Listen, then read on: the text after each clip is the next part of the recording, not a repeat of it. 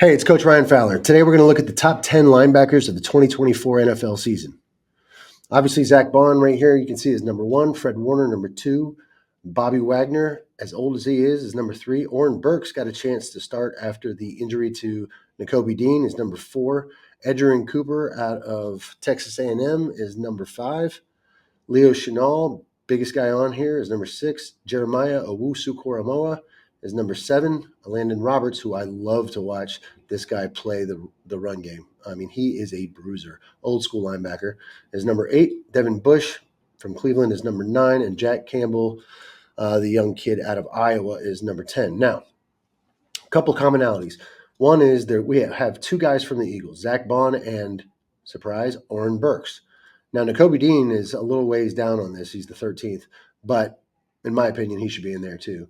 But Oren Burks got a chance to go in after Nakobe Dean got hurt in the at the end of the season.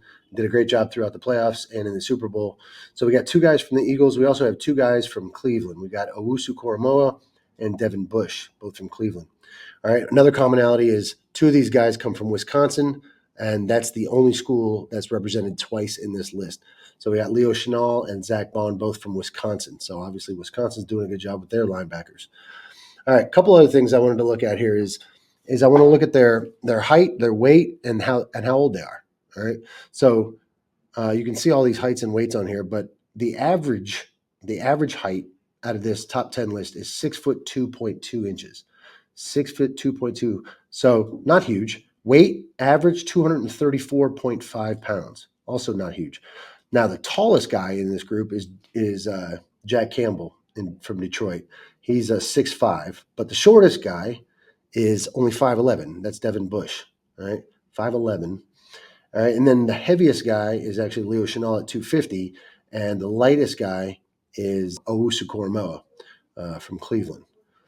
All right, now the average age, this was a little surprising to me. The average age is 27 and a half years old. I was just retiring at 27 and a half, so these guys are just hitting their stride at 27 and a half. But there's a pretty big age range there. The oldest one is Bobby Wagner at 34 and a half, almost 35 years old, still doing it, pretty impressive. And then we have the young kid, Edgerrin Cooper from Green Bay. He's only 23.2 years old. All right, now it doesn't have everybody's speed on here, but the ones that are listed, you can see 4.6, 4.6, and 4.7. So again, not blazing fast, although I think some of these guys are actually quite a bit faster than that. The pick of the draft was interesting too. So the average round that these guys were picked in was the third round, and the average pick was the 72nd overall pick. All right, so these aren't mostly first rounders. These are guys that are all over the place.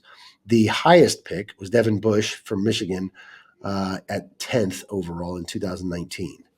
And you can see that over here. 2019, he was the 10th pick right there. The lowest pick was Landon Roberts from Houston. He was a sixth round pick, 214th overall. And like I said, I love watching that guy play. Let's take a look at the number one guy in this list, Zach Bond. What's interesting to me here is that he's just about the average height, just about the average weight, and just about the average age. Also, he was picked 74th overall. And as I said, the 72nd pick was the average for these top 10.